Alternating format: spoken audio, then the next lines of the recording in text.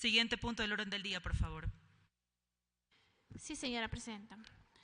Comisión General para recibir a la doctora María Verónica Espinosa Serrano, ministra de Salud, conforme al oficio MSP-MSP-2019-0057-O de 13 de enero de 2019.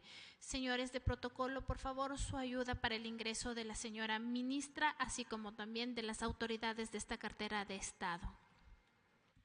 Solo para información del Pleno, luego de la comisión de la señora ministra, se abrirá una ronda de preguntas, una por cada una de las bancadas, y luego pues la señora ministra responderá a cada una de las interrogantes.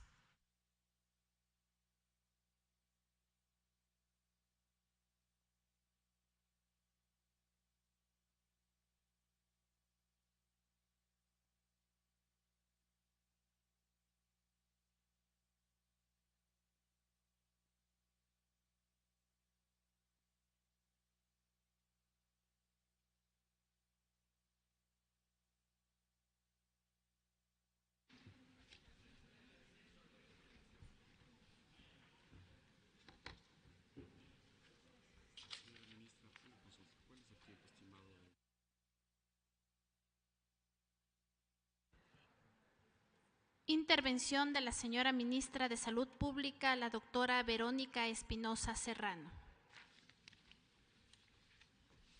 Adelante, ministra, por favor. Muy buenos días, señora presidenta, señor vicepresidente, señoras y señores asambleístas. Muy buenos días. Quiero empezar agradeciendo la apertura de la Asamblea Nacional para recibirme en Comisión General para poder plantear ante ustedes la problemática, la situación en relación al consumo problemático de alcohol y otras drogas en el Ecuador, así como las acciones que se están llevando a cabo en el marco del Comité Interinstitucional para controlar el fenómeno socioeconómico del consumo problemático de alcohol y otras drogas, así como los desafíos que se nos plantean a la sociedad ecuatoriana para, insisto, hacer frente a una temática que es de interés de todos y todas. Hemos preparado una presentación. Quiero pedir con su venia, señora presidenta, que se me permita iniciar mostrando algunos de los elementos técnicos y datos que son relevantes para poder comprender la problemática en nuestro país. La siguiente, por favor. Perdón, creo que yo tengo… Vamos a empezar con una descripción de la situación actual. La siguiente, por favor. Esta es la prevalencia del consumo de drogas en la población general, en los adultos y adolescentes mayores de 12 años en los países de las Américas. Quiero hacer énfasis en dos elementos dentro de esta lámina. La primera es que, como ustedes ven, el consumo problemático de drogas es un fenómeno que lastimosamente afecta a todos los países de nuestra región y del mundo. El segundo punto importante es que en las barras que ustedes pueden ver, está diferenciado por colores del tipo de droga que se consume en los distintos países. En color azul y con una mucho mayor prevalencia el consumo del alcohol, en color rojo el tabaco y en color verde, morado, celeste y anaranjado otras drogas ilícitas que se consumen en menores proporciones, pero que representan también un importante riesgo para la salud de la población. ¿Por qué es importante hacer énfasis en esto? Y es porque se invisibiliza la realidad con frecuencia de que el alcohol es la droga más consumida en el mundo, es la droga más consumida en nuestra región y es la droga más consumida en nuestro país. Muchas veces olvidamos que el alcohol y el tabaco son también drogas y que, si bien se comercializan de manera lícita, tienen una relevancia en esta problemática y son el componente más grave y más grande en términos de volumen de afectación a la ciudadanía. Esto no quiere decir que las demás drogas, en este caso las drogas ilícitas, no sean también una preocupación y no deban llamar la atención de la definición de política pública. La siguiente, por favor. ¿Cuáles son algunos otros datos y cifras importantes en relación al consumo de alcohol y tabaco, las drogas lícitas, cuyo uso problemático causa graves impactos sociales y de salud a nivel mundial? Estos son datos del año 2018. Los voy a dejar para su conocimiento, señora presidenta, si me permite que esta presentación sea luego distribuida a los asambleístas, y voy a hacer alusión solamente a algunos de los datos más importantes para, en honor al tiempo de ustedes, señoras y señores asambleístas, no detenerme mayormente. Pero el 27% de los jóvenes entre 15 y 19 años son bebedores. Eso significa que hay alrededor de 155 millones de adolescentes que consumen de manera problemática alcohol en el mundo. Esto nos representa casi 6 muertes cada minuto por el uso nocivo de alcohol y más de 3 millones de muertes fueron registradas directamente por el consumo de alcohol en el mundo en el año 2016. Quiero finalizar con el dato de que si bien hemos disminuido el consumo de tabaco en base a las políticas mundiales que se han implementado en esta temática, muchas de las muertes prevenibles por enfermedades crónicas no transmisibles están directamente relacionadas. He empezado haciendo alusión al cigarrillo y al alcohol porque en toda la ola mediática que está abordando la problemática de drogas en nuestro país se está dejando de lado al problema del consumo del alcohol, que no es un problema menor y que no debe ser atendido por el hecho de que hayamos naturalizado en nuestras prácticas culturales el consumo de estos productos. La siguiente, por favor. ¿Cuál ha sido la evolución del consumo? ¿Qué está pasando en el mundo frente al consumo de drogas? Lastimosamente, pese a la tecnología disponible, a los grandes avances de la ciencia, a las iniciativas implementadas a nivel mundial, a la creación inclusive de organismos internacionales de Naciones Unidas dedicados exclusivamente a este tema, el consumo de drogas en el mundo entero se ha incrementado. Hemos pasado de alrededor de 208 millones, se estima, de personas que consumen drogas en el año 2006 a más de 275 millones de consumidores en el año 2016, con un incremento progresivo que no necesariamente se ajusta al incremento poblacional. Esto significa que en el mundo no hemos sido capaces de revertir la tendencia del incremento del consumo de drogas, que las políticas públicas implementadas a nivel mundial, así como los factores de riesgo que incrementan el consumo o que podrían proteger, los factores protectores que podrían disminuir el consumo, no han sido suficientes para combatir el creciente consumo de drogas en el mundo. Si hablamos en porcentajes, alrededor del 5.6% de la población se estima en el año 2016 en el mundo entero ha consumido o es consumidora de drogas. Estamos hablando del 5% de la población mundial, de acuerdo a las cifras de los organismos internacionales dedicados al levantamiento estadístico de este tema. La siguiente, por favor. ¿Cuáles son los tipos de drogas ilícitas? Vamos a dejar un poco de lado el tema del alcohol y el cigarrillo. Insisto, no podemos invisibilizar esta temática, pero sabemos que mucha de la preocupación de la ciudadanía está centrada sobre el componente de drogas ilícitas. Este es una distribución del tipo de drogas ilícitas que se consumen en el mundo. Alrededor del 60% del consumo se refiere a consumo de marihuana, el 11% opioides, 11% anfetaminas y estimulantes, 6% el éxtasis, 6% opiáceos, en donde está la heroína y la H, una droga que resulta problemática específicamente en el contexto ecuatoriano, y el 6% de cocaína. Sin embargo, de esta distribución cabe mencionar que en el problema médico y adentro del problema de salud específicamente, pese a que la marihuana se lleva el 60% de los consumidores, no representa el mayor problema en términos de consumo problemático y daño a la salud. La siguiente, por favor. ¿Qué es lo que pasa ya llegando al contexto de la realidad ecuatoriana? Y quiero aquí rescatar el trabajo que se ha venido realizando y que se lleva a cabo para contar con cifras y datos en el contexto nacional. Si bien los datos internacionales, la realidad de nuestra región nos sirven como información referencial, es muy importante poder contar con datos actualizados y oportunos de la realidad ecuatoriana, porque la problemática en el Ecuador tiene sus propios bemoles y si queremos atenderla de manera adecuada, no existe una receta mágica que sirva a todos los países y partir de información veraz y aterrizada a la realidad local es muy importante. Es por eso que contamos con las encuestas nacionales especialmente enfocadas a nuestra población de mayor riesgo, que son nuestros estudiantes de bachillerato, nuestros estudiantes de secundaria, que nos permiten conocer qué está pasando en el contexto nacional. Estas son las últimas cifras publicadas, anunciarles que tenemos previsto para este año, sujeto a que podamos conseguir el suficiente financiamiento, el lanzar una nueva encuesta para el año 2018. Pero las cifras para el año 2016 nos muestran esta realidad en nuestros adolescentes. cuántos estudiantes de enseñanza media, esto fue una muestra representativa de escuelas secundarias de nuestro país, han consumido alguna droga ilícita en los últimos 12 meses. Y vemos un comportamiento bastante heterogéneo para las distintas provincias de nuestro país. El promedio nacional es del 12.65%, una cifra alarmante que debe llamarnos a una preocupación y una atención directa a este grupo de adolescentes y jóvenes que están en mucho riesgo. El 12.6%, insisto, de nuestros jóvenes declaran haber consumido alguna droga ilícita en el último año. Sin embargo, vemos que el comportamiento en el país varía.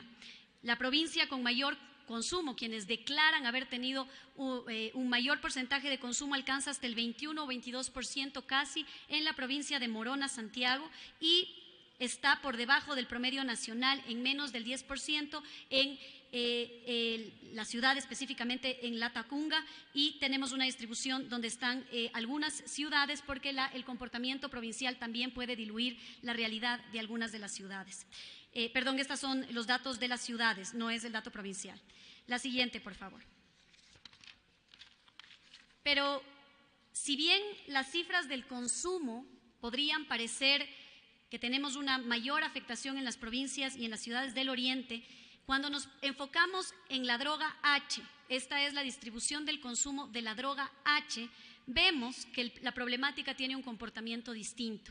Es decir, si bien el consumo de todo tipo de drogas responde a la distribución que les mostré anteriormente, si nos enfocamos exclusivamente al consumo de la H, vemos que el comportamiento se acentúa en las provincias de Guayas, en la provincia de Manabí, y hay algunas cifras también en la provincia de Esmeraldas. Es un fenómeno altamente concentrado en la provincia de Guayas, específicamente además en Santa Elena, también en Guayaquil, en donde vemos las cifras más elevadas. ¿Por qué digo esto?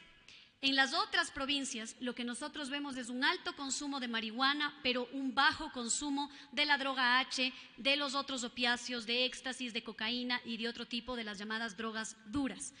¿Por qué hay una diferencia entre esta clasificación? Porque la droga H tiene un altísimo índice de adicción, es decir, genera rápidamente adicción, genera rápidamente problemas de consumo problemático, a diferencia de la marihuana, por ejemplo, y porque vemos que el fenómeno se ha concentrado en algunas provincias y en algunas zonas de nuestro país. La siguiente, por favor.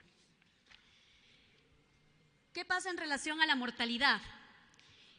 La mortalidad, es decir, cuántas personas fallecen en el mundo por consumo de drogas, vemos que en el año 2015 fallecieron aproximadamente 450,000 personas, se estima, como consecuencia del consumo directo de drogas ilícitas.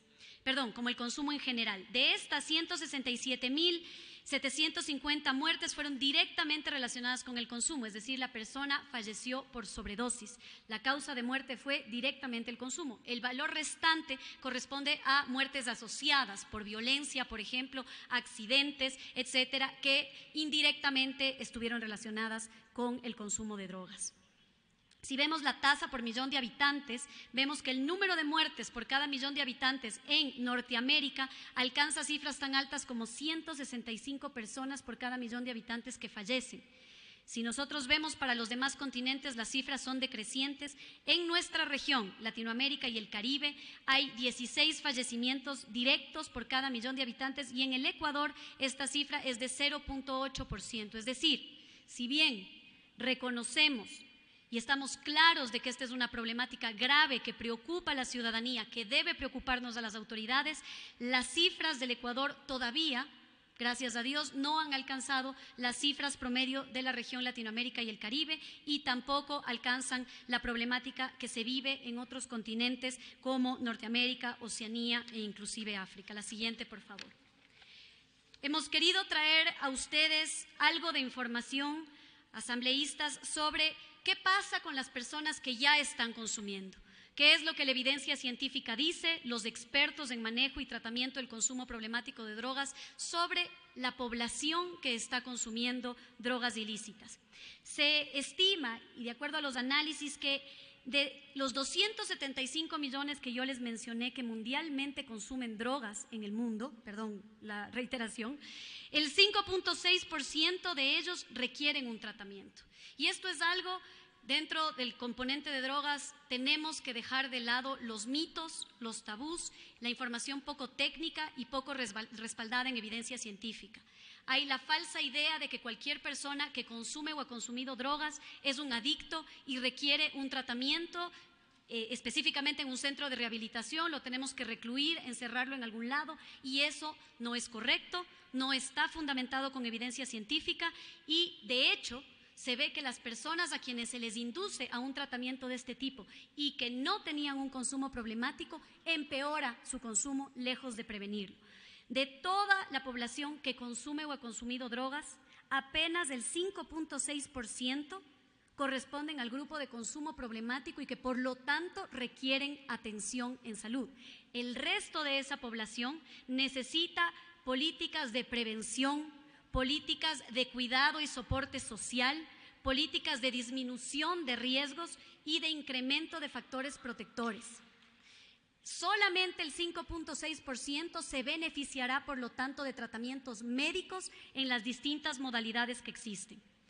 Eso implica que alrededor de 31 millones de personas que requerirían tratamiento en el mundo, el 11% necesitaron tratamiento ambulatorio, ambulatorio intensivo o residencial. La siguiente, por favor. ¿Eso qué significa en nuestro país? La población, la base poblacional, de acuerdo a las estimaciones del INEC, que está en riesgo de consumo, que podría consumir drogas de entre los 12 y los 65 años, es alrededor de 12 millones de habitantes. Y una población focalizada de mayor riesgo son los adolescentes entre 12 y 17 años, que corresponde a 1.9 millones de habitantes. Este grupo se beneficiará de las políticas de prevención integral si quisiéramos reducir el consumo en ellos. Es decir, no hay una pastilla mágica, un tratamiento mágico médico que pueda prevenir el consumo en esta población. Son políticas integrales, sociales, familiares y comunitarias las que tienen un énfasis y un resultado para esta población. Esta es la evidencia, les insisto, que ha sido recabada para ustedes, asambleístas, no en base empírica a la postura de una autoridad, en este caso el Ministerio de Salud Pública, sino de acuerdo a la evidencia internacional, los mayores estándares publicados tanto por UNDOC, la COPOLAD y el Instituto Nacional sobre Abuso de Drogas. La siguiente, por favor. De acuerdo a estas cifras, si extrapolamos para la realidad ecuatoriana, tendríamos que de alrededor de 620.662 personas entre 12 y 65 años que alguna vez habrían consumido alguna droga ilícita, el 68.273 son las que necesitan algún tipo de tratamiento. Y me voy a extender en la explicación de algún tipo de tratamiento porque no todos los consumidores requieren la misma intervención.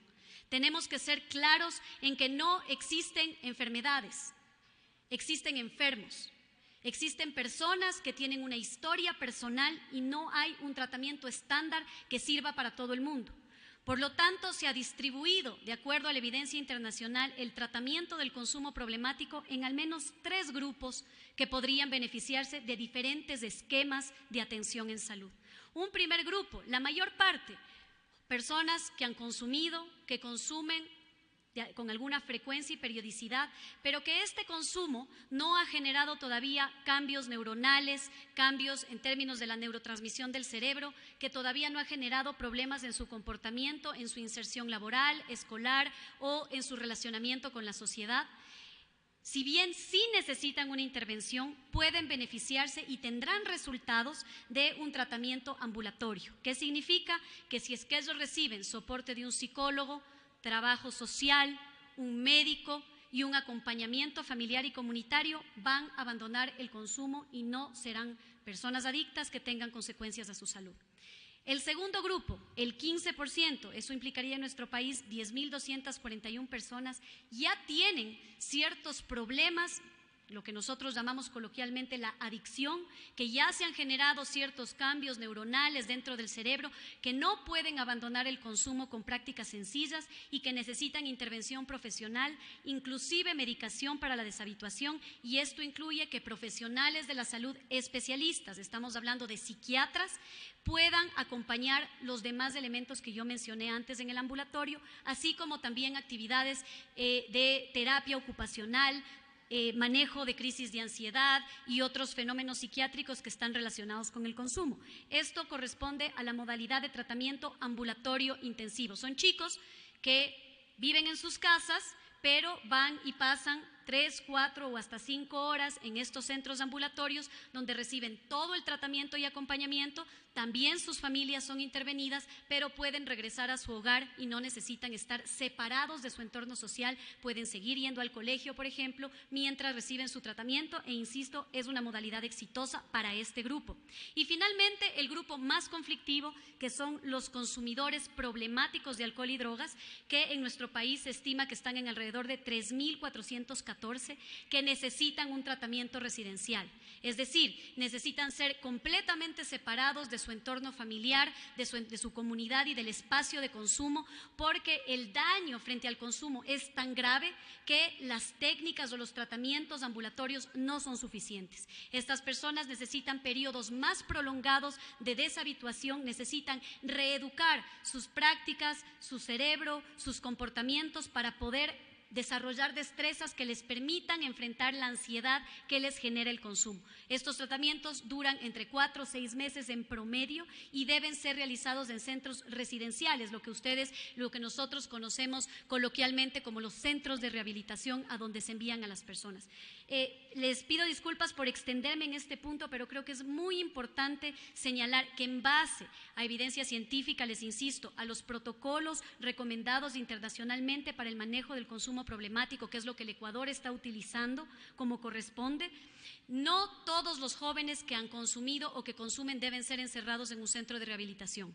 Es un grupo pequeño el que debe acudir a estos centros, porque si a una persona que se hubiese beneficiado de tratamiento ambulatorio lo llevamos a un tratamiento de reclusión, de hecho el riesgo es que el consumo empeore.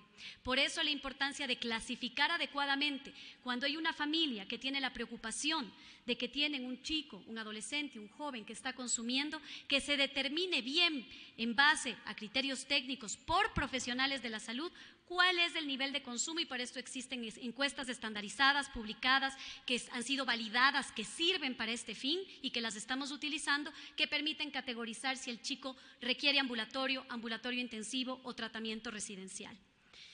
La siguiente, por favor.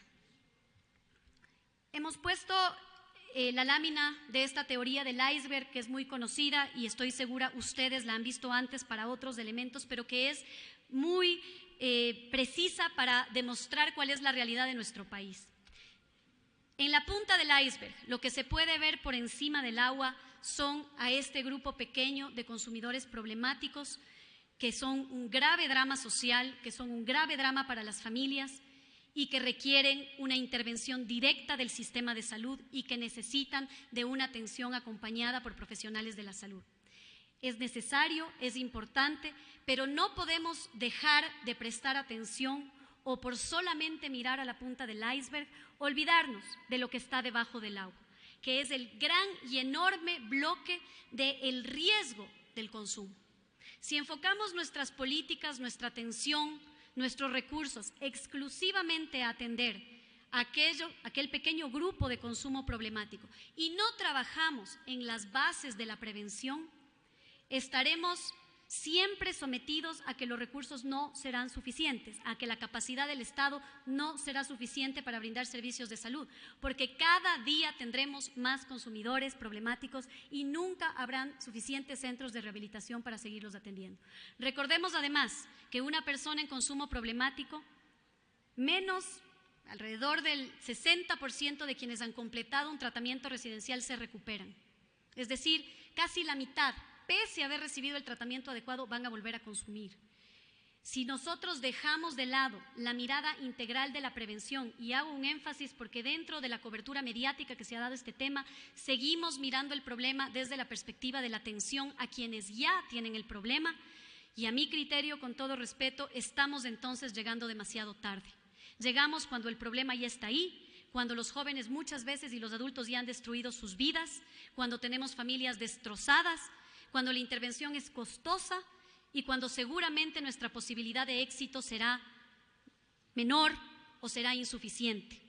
Necesitamos volcar nuestra mirada a la intervención integral de la prevención Y aquellos países y ejemplos internacionales en donde se ha logrado contener la tendencia y mejorar las cifras es en aquellos países donde la política pública se ha esforzado por invertir el suficiente número de recursos y definición de estrategias en la prevención. Para la prevención no basta una mirada de la responsabilidad exclusiva del gobierno, del Ejecutivo, de la Asamblea Nacional o de los distintos poderes del Estado, que sin duda tenemos una responsabilidad. Tenemos también que invitar a la concurrencia de la responsabilidad ciudadana, de la responsabilidad del componente de la educación, el rol de la familia, el rol de los actores locales, de los líderes comunitarios, de los medios de comunicación y de varios otros elementos que tienen una gran repercusión en la prevención del consumo. Y en esta lámina hemos puesto a todos los actores involucrados que deben participar en una política integral de prevención si queremos abordar este problema. La siguiente, por favor. En el ámbito de la prevención, como lo mencioné antes, existen factores de riesgo y factores de protección. Si podemos disminuir los factores de riesgo e incrementar los factores de producción, lograremos disminuir el consumo de drogas y por lo tanto tendremos menos personas que necesitarán tratamiento, como lo he mencionado, en las distintas modalidades y sobre todo menos familias gravemente afectadas por esta problemática. Y quiero darles algunas cifras alarmantes y que deben despertar a la acción social en nuestro país, a la acción de todos nosotros, sin duda alguna, pero a la acción de cada uno de los ecuatorianos de manera simultánea. Esto corresponde a cifras de encuestas nacionales, les insisto, esta es una muestra representativa en el Ecuador, pero quiero hacerles notar que el 70% de los estudiantes entre 12 y 17 años que consumieron alguna droga en el último año declaran que sienten que su familia no los valora. El mayor factor de riesgo para el consumo dentro del ámbito social es cómo perciben los jóvenes, los adolescentes a su familia. Si tienen una familia cercana, una familia que les valora, que les estimula, o sienten la ausencia de la familia. El 25% de los adolescentes, existe un 25% menos de menor probabilidad de consumir drogas en los adolescentes cuando se sienten escuchados por sus familias. Y el 69% más de probabilidad de consumir drogas en adolescentes con padres que no conocen las actividades de sus hijos después del colegio. ¿Y cuál es la realidad? Y esto no es un tema para apuntar con el dedo ni para descargar responsabilidades en los otros, sino todo lo contrario, para entender desde dónde podemos cada uno de nosotros aportar en nuestros roles, inclusive como padres, madres, tíos, hermanos, en aportar a esta problemática. Los jóvenes refieren que el tiempo que pasan con su familia a la semana es apenas 6 horas, mientras que el tiempo que pasan frente a la televisión es de 10 horas. ¿Cuáles son entonces los mensajes que estamos transmitiendo en la televisión y el tiempo que podemos combatir contra esos mensajes cuando solamente 6 horas de la semana se destinan a compartir con la familia? Hay muchos fenómenos sociales que explican esta disminución del rol de la familia en una sociedad.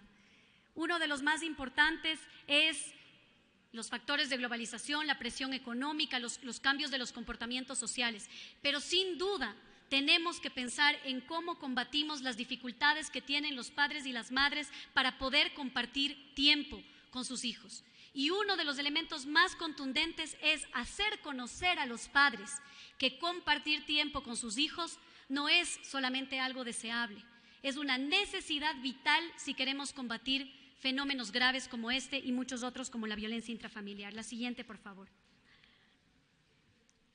Si bien he hecho un gran énfasis en el componente social y más adelante les mostraré las actividades de política pública que se han diseñado para este efecto, sabemos que es de interés de la ciudadanía, de la Asamblea Nacional, conocer dentro del componente de atención qué es lo que ha hecho el Ministerio de Salud Pública. ¿Hemos hecho lo correcto? ¿Estamos haciendo lo suficiente? ¿No hemos hecho nada? ¿Qué es lo que proponemos hacer? La siguiente, por favor. Esta es una lámina muy pequeña del Plan Nacional de Prevención Integral y Control del Fenómeno Socioeconómico de las Drogas, emitido en el año 2017, suscrito por todos los ministros y ministras que formamos parte de este comité interinstitucional, en el cual se publicó este documento en el que se traza un camino a seguir con el objetivo de evitar, retrasar y reducir las consecuencias del fenómeno socioeconómico de las drogas. Me gustaría aquí robar un minuto de su tiempo para reflexionar sobre el objetivo. No hablamos de erradicar ni eliminar el consumo de las drogas, porque poner objetivos imposibles, incumplibles y que no tienen una base real en la evidencia científica es el primer error en el diseño de una política pública. Sabemos que este problema lo seguiremos enfrentando. No podemos tapar el sol con un dedo y tenemos que ser objetivos. En nuestro plan al corto y al mediano plazo debe ser evitar, retrasar y reducir las consecuencias del fenómeno socioeconómico de las drogas. Y tiene dos ejes. La una es reducir la demanda, es decir, que cada vez menos personas busquen consumir drogas, y por otro lado, reducir la oferta.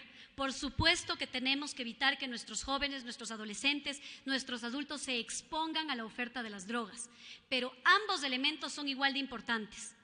Podemos hacer todas las inversiones del mundo, como ha pasado en algunos modelos que no han resultado en el contexto internacional, para eliminar el tráfico ilícito de las drogas, para combatir el tráfico ilícito de drogas y el narcotráfico. Es importante.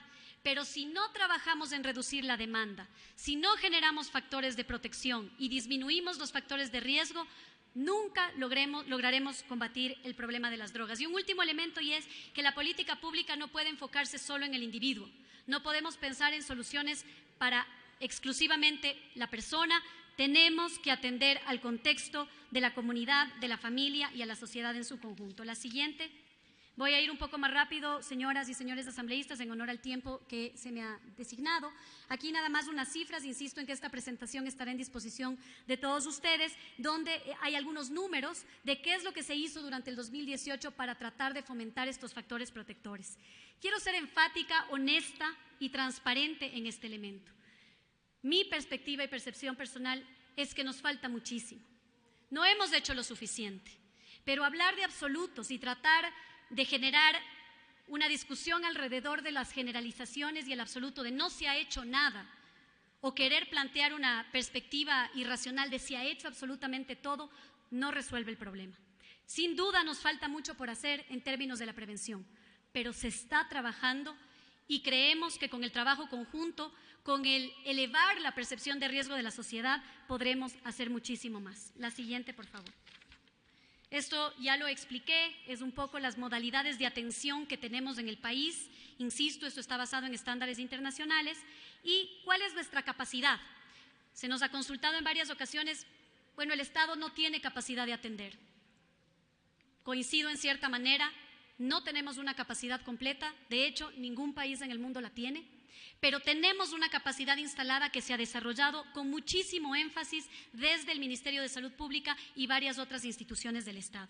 Actualmente contamos con 743 centros de salud con servicio ambulatorio para ese 80% que mencionamos, la gran mayoría de los consumidores que pueden servirse de un tratamiento ambulatorio.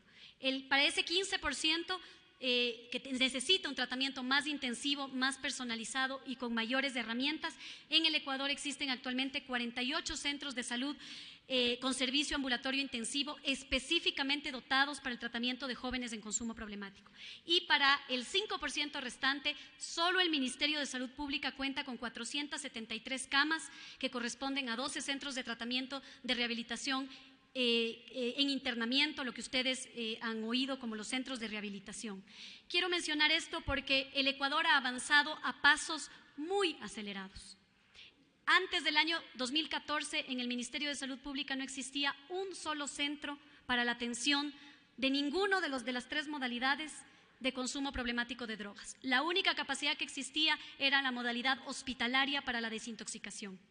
Y desde el año 2014 hasta acá, el incremento de la capacidad pública ha sido tremendamente significativo. La siguiente.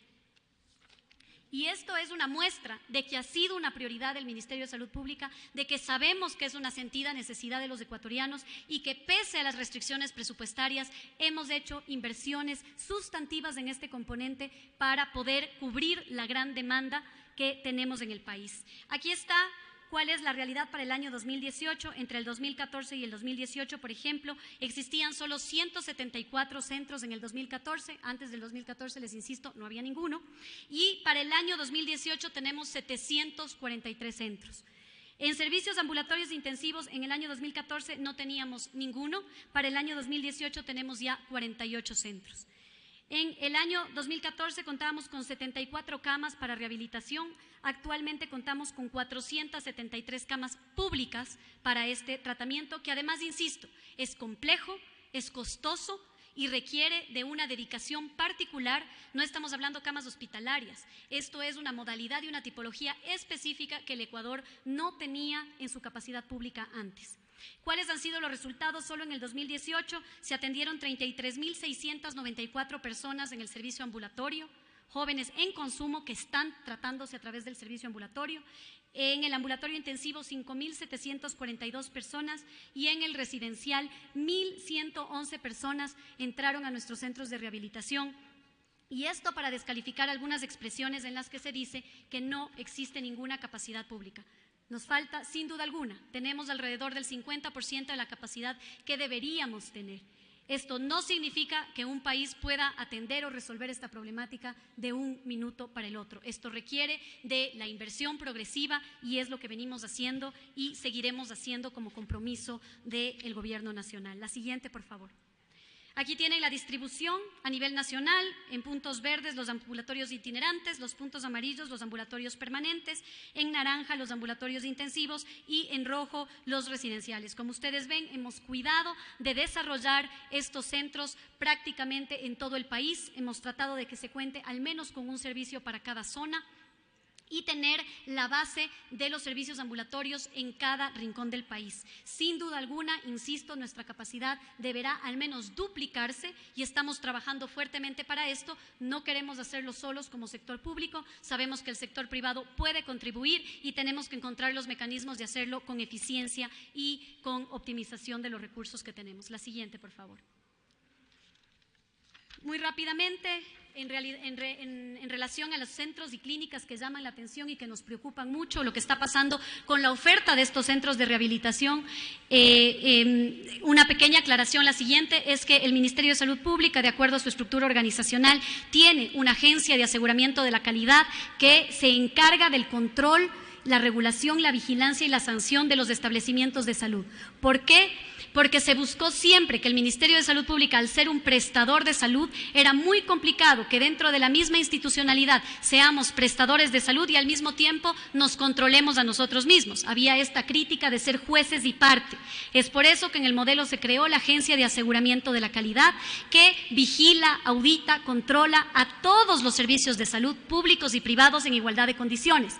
Así como está en capacidad de clausurar un establecimiento privado que no cumple, está en capacidad de clausurar un establecimiento público, y en mi calidad de ministra de Salud no puedo impedir que si un establecimiento público no cumple con los requisitos se clausure, y eso es correcto. Así es como tiene que funcionar un modelo de control y vigilancia en donde todos, públicos y privados, y empezando por los públicos, que somos los mayores prestadores de servicios de salud, que atendemos a más del 80% de la población de este país, seamos los más llamados a cumplir los estándares de calidad. La siguiente, por favor. ¿Cuál es la realidad de esta agencia? ¿Cuál es el universo que deben controlar? La agencia tiene la responsabilidad de controlar alrededor de 22.661 establecimientos de salud. Todos estos establecimientos pueden representar un grave riesgo en términos de protección del derecho a la salud si es que no están regulados y vigilados. De estos, el año anterior, en el 2018, se realizaron inspecciones y actividades de control y vigilancia en los establecimientos de salud.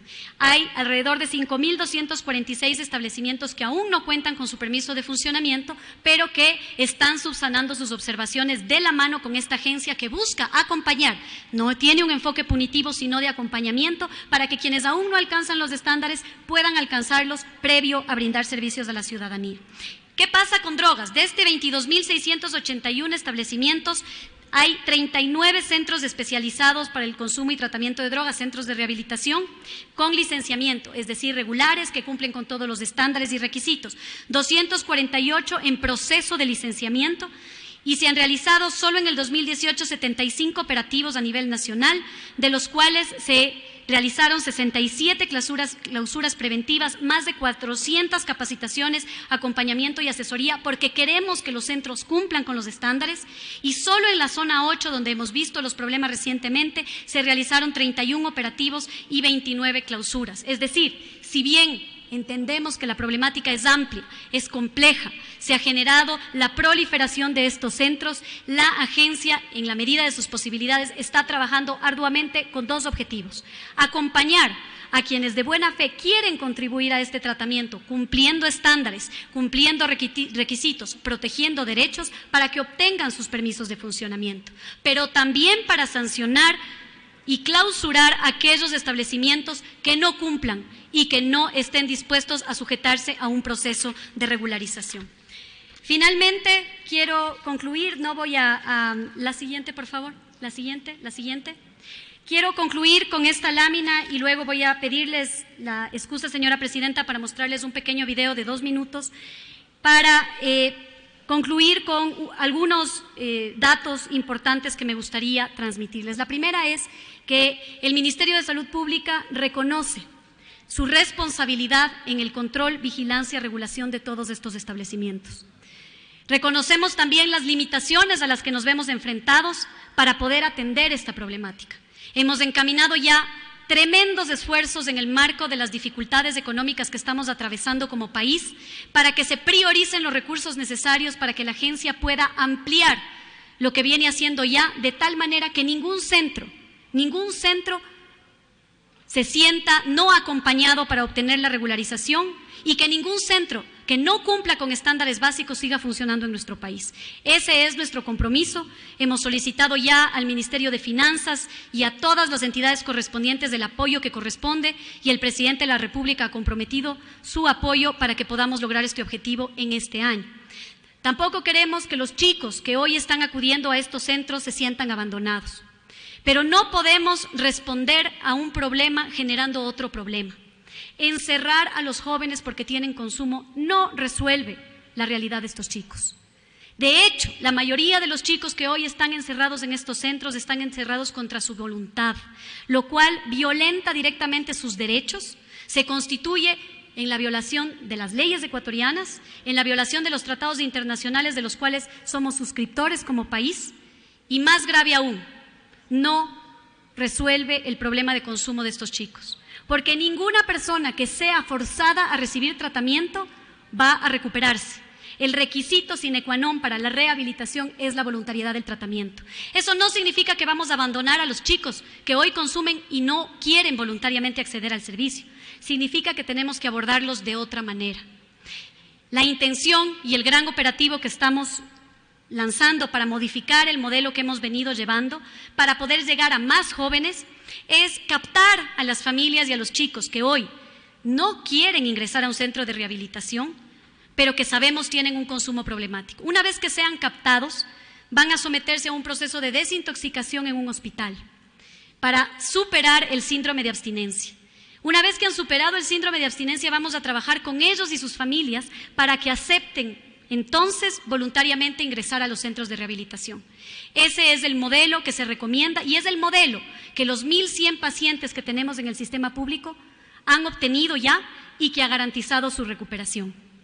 Hoy mismo se ha cerrado una de estas clínicas por condiciones absolutamente insalubres y que no ha deseado incorporarse en el proceso de regularización, y estos chicos ya han sido ingresados a este nuevo modelo y protocolo, y estaremos llegando a cada hogar y a cada familia para tratar de, con la capacidad que tenemos, así como con el apoyo del sector privado regularizado y que cumple con estos estándares, podamos ir dando respuesta a cada realidad particular.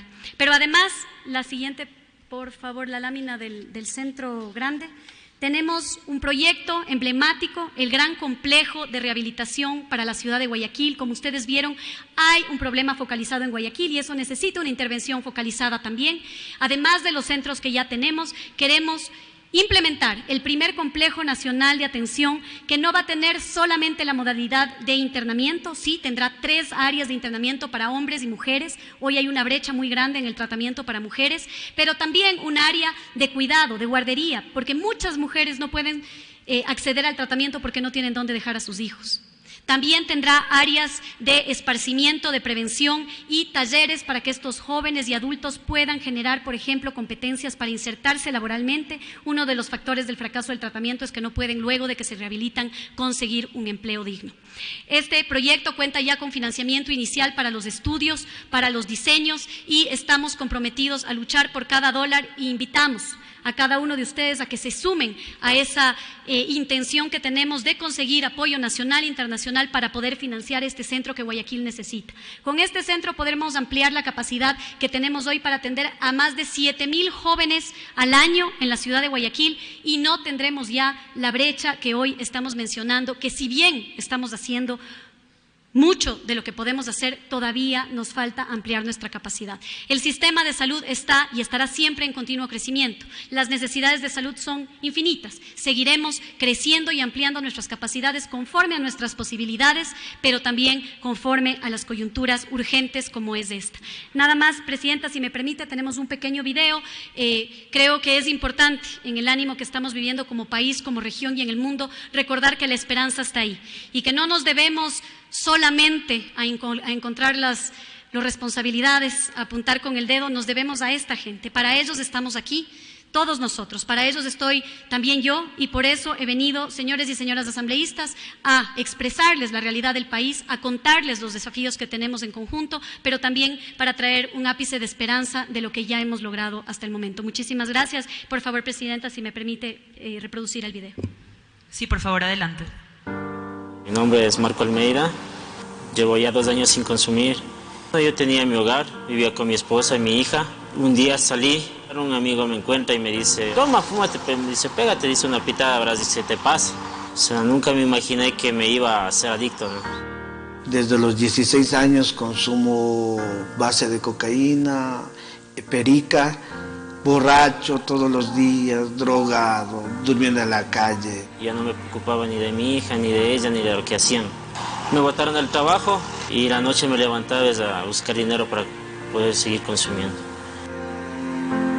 Nunca me va a dejar vivir esto que tengo acá adentro grabado. A mi hija con un cuchillo corretearle por la calle. No me acuerdo.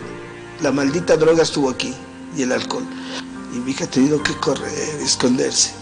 No sé, al otro día me despertaba y me decían, mataste a tu hija, que hubiese sido de mi vida. Todo eso me causó la maldita droga y el alcohol.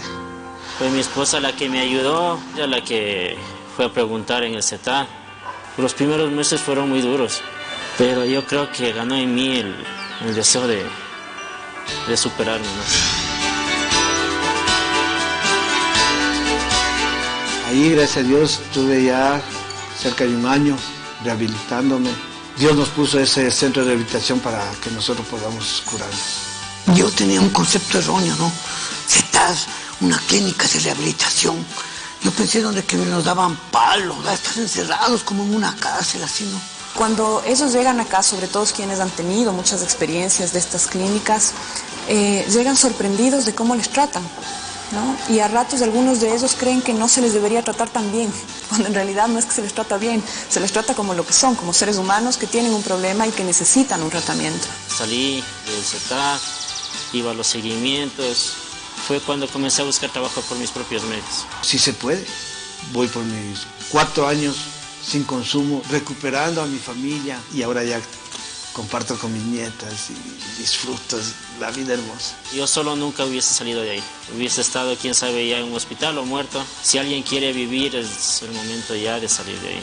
Cuando ya ingreses adentro, tú vas a ver cómo tienes el amor como que tú fuera tu familia, los psicólogos. Aquí está un espejo. Yo ahora me rehabilité y con fe y fuerza. Yo sé que todos ustedes, cada uno de ustedes, van a poder rehabilitarse.